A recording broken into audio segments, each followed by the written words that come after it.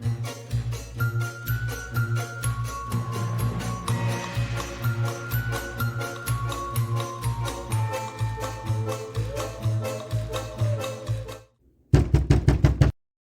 पुरानी लाइब्रेरी, एक रहस्यमय किताब और एक आत्मा जो सदियों से इंतजार कर रही थी।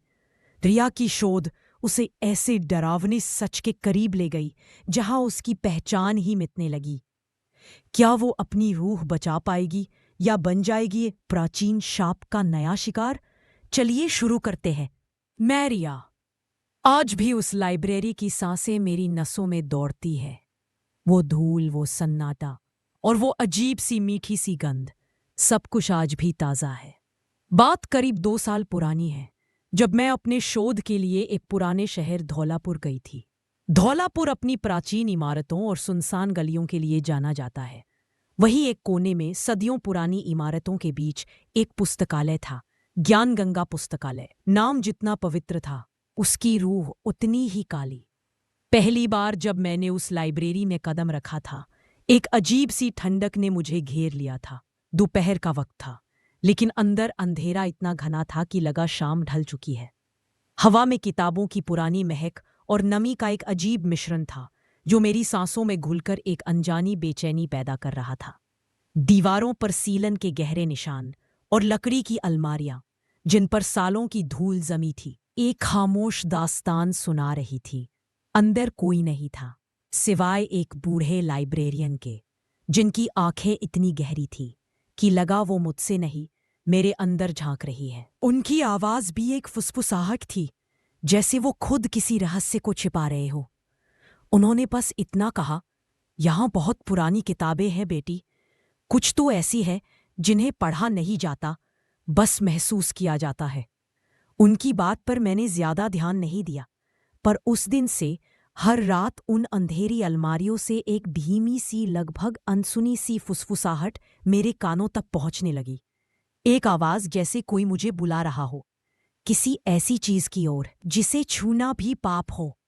वो फुसफुसाहट मेरी नींदों में घुलने लगी थी, एक अजीब सपने बुनते हुए जो धीरे धीरे हकीकत का लिबास ओढ़ रहे थे।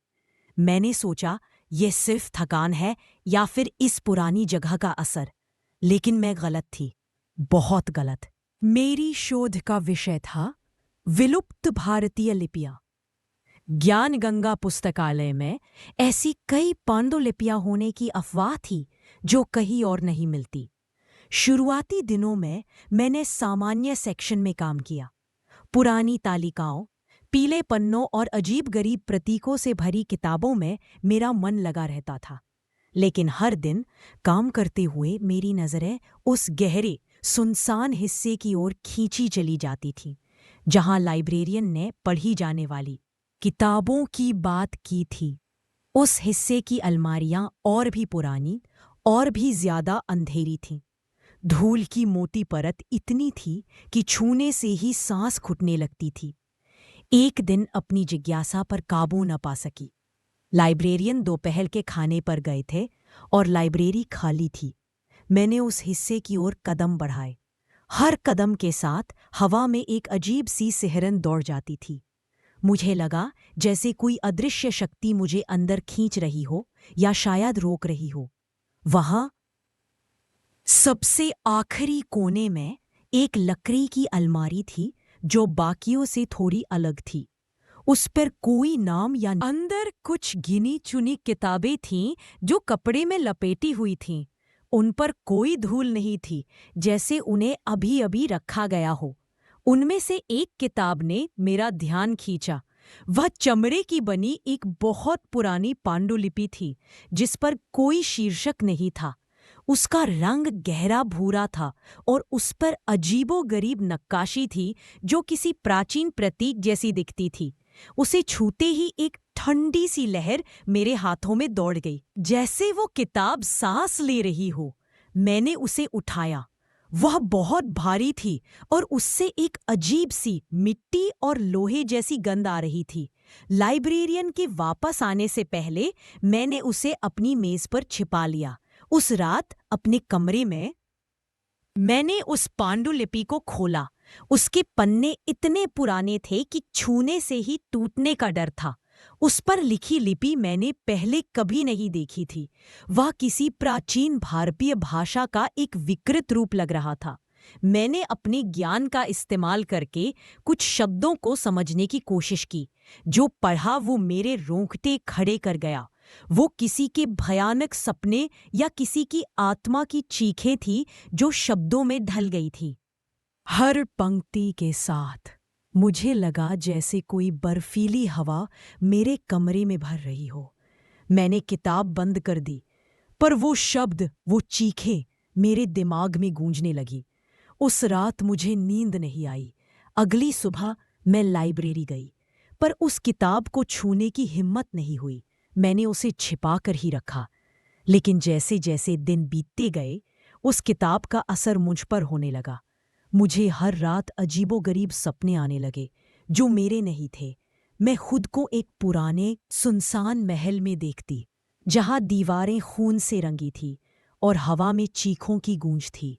मैं एक औरत की आंखों से दुनिया को देखती जो बेतहाशा रो रही थी, किसी अनजानी पीड़ा में। ये सिर्फ सपने नहीं थे, ये इतने विविड थे कि जागने पर भी मुझे लगता था जैसे मैं अभी भी उस महल में फंसी हूं। मेरी आंखों के सामने धुंधले साए घूमने लगे थे। लाइब्रेरी में भी अब अजीबोगरीब चीजें होने लगी थी। रात में जब मैं काम करती थी, मुझे लगता था जैसे कोई मेरे पीछे खड़ा है। किताबों के पन्ने अपने आप पलट जाते थे, या कभी-कभी मुझे अपनी मेज पर एक काली परछाई दिखती थी जो पलक झपकते ही गायब हो जाती थी। लाइब्रेरियन से मैंने एक बार जिक्र किया तो उन्होंने बस सिर हिलाया और कहा, पुरानी जगहों में पुरानी रूहें भटकती हैं बेटी, उनसे छेड़छाड़ मत करो। उनकी बात से मुझे और डर लगने लगा। मैं जानती थी ये सिर्फ रूहें नहीं थीं, ये कुछ और था जो उस पांडुलिपि के साथ आया था। रातें अब और भयानक होती जा रही थी। वो पांडुलिपि जिसे मैंने अपनी मेज के नीचे छिपा रखा था, अब मेरी नींदों की दुश्मन बन चुकी थी। हर रात वो डरावने सपने और भी ज्यादा स्पष्ट होते जा रहे थे। मैं सिर्फ एक दर्शक नहीं थी, मैं उस महिला की जीवन, उसकी चीखें मेरी थी, उसका दर्द मेरा था। उस महल की हर दीवार, हर परछाई मुझे जानी पहचानी लगने लगी थी। लाइब्रेरी में काम करते हुए मुझे उन सपनों की झलकियां दिखने लगी। एक बार मैंने एक किताब उठाने के लिए हाथ बढ़ाया और मेरी उंगलियों से एक ठंडी चिपचिपी चीज टकराई। मैंने देखा वो लाल रंग का कुछ था जो पल भर में गायब हो गया। मेरा दिल धक से रह गया। वो खून था जो मैंने सपने में देखा था। मेरी आंखें अक्सर उन किताबों पर पड़ती थीं, लेकिन उन पर मुझे अपने हाथों के निशान दिखते थे, या कभी-कभी मिट्टी के पैरों के निशान, जैसे कोई मेरे साथ ही उन गलियारों में भटक रहा हो। मेरी अपनी पहचान धुंधली पड़ने लगी थी। कभी-कभी शीशे में देखने पर मुझे अपनी आंखों में एक अजीब सी गहराई दिखती थी, जैसे वो मेरी ना होकर किसी और की हो। मेरी आवाज भी कभी-कभी बदल जाती थी। एक हल्की खनक, एक पुरानापन आ जाता था जो मेरा नहीं था। मुझे याद है, एक दिन मैं लाइब्रेरियन से कुछ पूछने गई और मैंने अनजाने में कुछ ऐसा बोल दिया जो मैंने कभी पढ़ा ही नहीं था, किसी पुरानी भाषा का एक मुहावरा। लाइब्रेरियन ने मुझे घूर कर देखा था। उनकी आंखों में डर और कुछ ऐसा था जो मैं समझ नहीं पाई। उन्होंने बस इतना कहा, तुम अब अकेली नहीं हो बेटी। उनकी बात ने मेरे दिल में एक गहरी सिहरन पैदा कर दी। मैंने पांडुलिपि को फिर से पढ़ने की कोशिश की, यह समझने के लिए कि मेरे साथ क्या हो रहा था। इस बार मुझे लगा जैसे उसके पन्नों पर लिखी स्याही खुद हिल रही हो, अक्षर बदल रहे हों। मुझे लगा जैसे वो मुझे अपनी कहानी सुना रही हो, अपनी पीड़ा बता रही हो, एक तरह से मुझे अपने में समाने की कोशिश कर रही हो। मैंने कोशिश की, लेकिन हर बार जैसे ही मैं उसके गहरे रहस्य तक पहुंचने वाली होती, मेरे सिर में एक भय। मुझे लगता था जैसे कोई अदृश्य शक्ति मुझे रोक रही हो, या शायद मेरे दिमाग को ही भ्रमित कर रही हो। मुझे अब किसी पर भरोसा नहीं था। मैंने अपने दोस्तों से बात करने की कोशिश की, पर उन्हें मेरी बातें पागलपन लगने लगी थी। वे कहते, तुम ज्यादा काम कर रही हो रिया, छुट्टी ले लो। पर मैं जानती थी ये काम का असर नहीं था, ये कुछ और था। लाइब्रेरी में अब मैं दिन में भी अकेली नहीं रह पाती थी। हर अंधेरे कोने से मुझे फुसफुसाहटें सुनाई देती थीं, मेरी ही आवाज में, पर वो मेरे शब्द नहीं होते थे। वो पुराने डरावने मंत्र या चीखें होती थी दीवारों पर। मुझे अजीब सी आकृतियां दिखती थीं जो पल भर में गायब हो जाती थी। सबसे डरावना यह था कि मुझे अब अपनी ही परछाई पर भरोसा नहीं था। कभी कभी मुझे लगता था जैसे मेरी परछाई मेरे साथ साथ नहीं चलती, बल्कि थोड़ा पीछे रह जाती है और फिर अचानक मेरे पास आ जाती है। या कभी कभी वो किसी और आकृति में बदल जाती है, एक पतली लंबी परछाई जिसके हाथ मेरी ओर बढ़े हुए होते हैं। एक रात मैं लाइब्रेरी में अकेली थी। लाइब्रेरियन भी जा चुके थे। मुझे लगा मैं अब और बर्दाश्त नहीं कर पाऊंगी। मैंने उस पांडुलिपि को उठाया उसे जलाने के लिए। जैसे ही मैंने माचिस जलाई, हवा में एक भयानक चीख गूंज उठी। लाइब्रेरी की सारी लाइटें टिमटिमाते हुए बुझ गईं। चारों ओर घना अंधेरा छा गया। मुझे लगा जैसे दीवारों से, किताबों से, हर कोने से हजारों आंखें मुझे घूर रही हों। उस पांडुलिपि के पन्ने खुद ब खुद पलटने लगे और उनमें से एक ठंडी काली धुआं निकलने लगा जो मेरे चारों ओर फैलने लगा। धुएं में से मुझे एक आकृति बनती हुई दिखी, एक औरत की जो दर्द से कराह रही थी। उसकी आंखें खाली थीं और उसके हाथ मेरी ओर बढ़े हुए थे। मेरी सांस अटक गई। मैं चीखना चाहती थी, पर आवाज नहीं निकली। वो आकृति मेरे करीब आती जा रही थी, उसके हाथ मेरे चेहरे तक पहुंच रहे थे। मैंने अपनी आंखें बंद कर ली, ये जानते हुए कि अब मैं बच नहीं पाऊंगी। जब मेरी आंखें खुली तो मैं अपनी मेज पर गिरी हुई थी। लाइब्रेरी में हल्की सी रोशनी थी, शायद सुबह हो चुकी थी। माचिस की तीली मेरे हाथ में थी, पर पांडुलिपि वैसी ही थी जैसी पहले थी। कोई धुआं नहीं, कोई आकृति नहीं। मैंने सोचा यह सब मेरा वहम था, या शायद मैं सच में पागल हो रही थी। मैंने खुद को समेटा और लाइब्रेरी से बाहर निकलने की सोची, लेकिन जैसे ही मैंने उठने की कोशिश की, मेरे हाथ पर कुछ अजीब सा महसूस हुआ। मैंने देखा मेरी कलाई पर एक गहरा निशान था, एक जलने जैसा, और उस पर वही अजीबोगरीब प्रतीक बना हुआ था जो उस पांडुलिपि के कवर पर था। मेरा दिल दहल गया। यह वहम नहीं था, यह सब सच था। मैंने कांपते हाथों से अपनी मेज के नीचे रखी पांडुलिपि को उठाया। इस बार मुझे लगा जैसे वो मेरे हाथ में धड़क रही हो। मैंने उसे खोला और इस बार मेरे सिर में कोई दर्द नहीं उठा। पन्ने अपने आप पलटते गए और मैंने पढ़ना शुरू किया। ये किसी डायरी जैसी थी, किसी की आप बीती। ये एक ऐसी महिला की कहानी थी जिसे सदियों पहले इसी शहर के एक क्रूर राजा ने अपने महल में कैद कर लिया था। वो एक ज्ञानी महिला थी जिसने प्राचीन विद्याओं का अध्ययन किया था। राजा उसकी विद्या से डरता था और उसे मारना नहीं चाहता था, पर मार नहीं पाया। उसने उसे एक भयानक श्राप दिया, उसकी आत्मा को किताबों में कैद कर दिया ताकि वो कभी शांति न पा सके और उसकी सारी ज्ञान और पीड़ा इन्हीं पन्नों में हमेशा के लिए बंद रहे।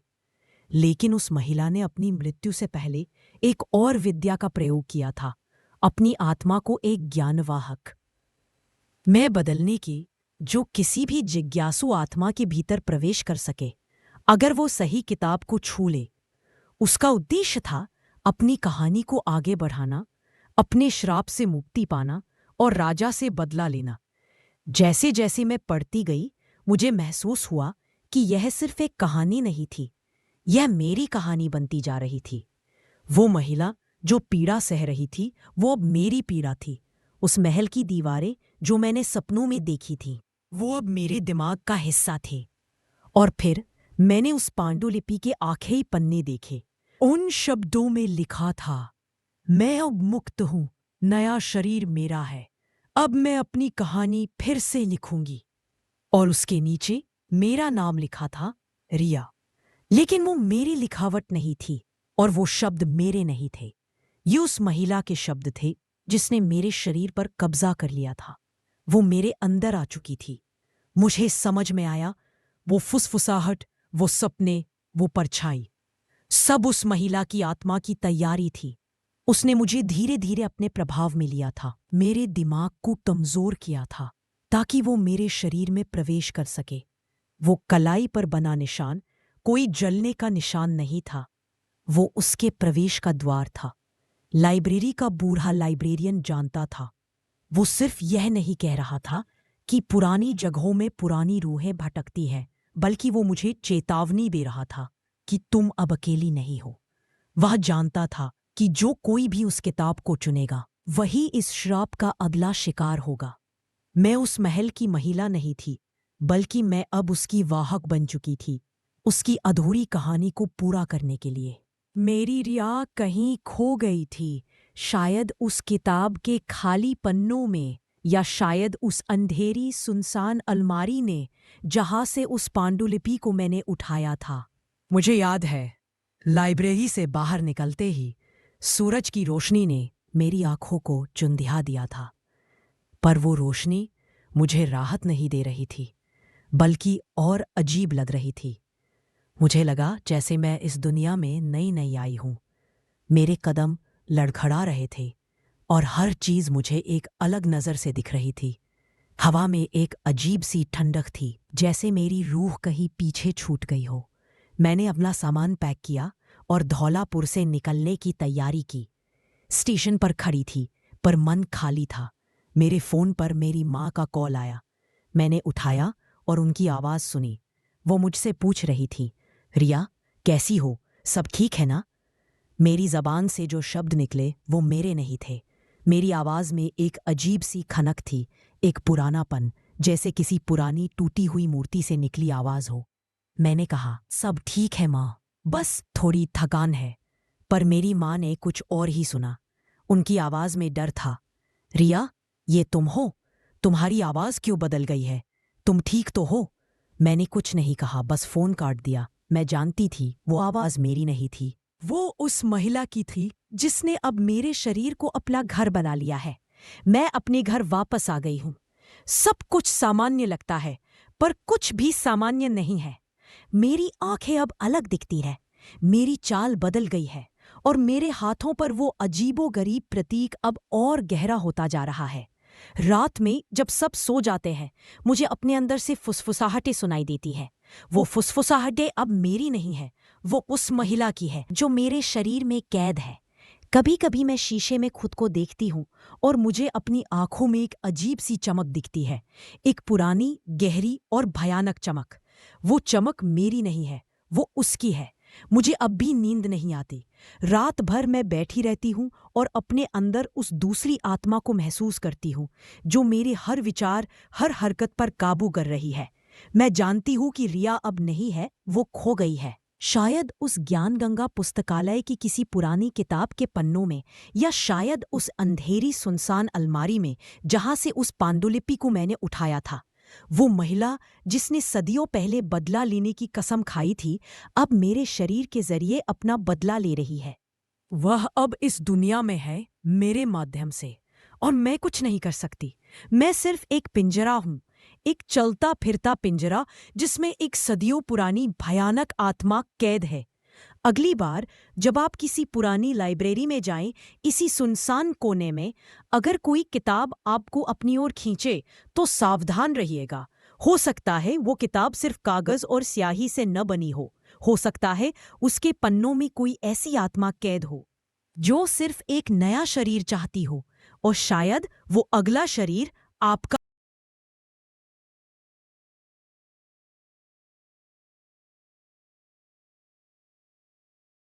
मेरी कहानी सुनी इसके लिए बहुत धन्यवाद। अगर आपको अच्छी लगी हो या कुछ अलग महसूस हुआ हो तो कृपया लाइक करें, कमेंट करें, चाहे अच्छा लगे या बुरा, आपकी राय बहुत मायने रखती है, और शेयर जरूर करें।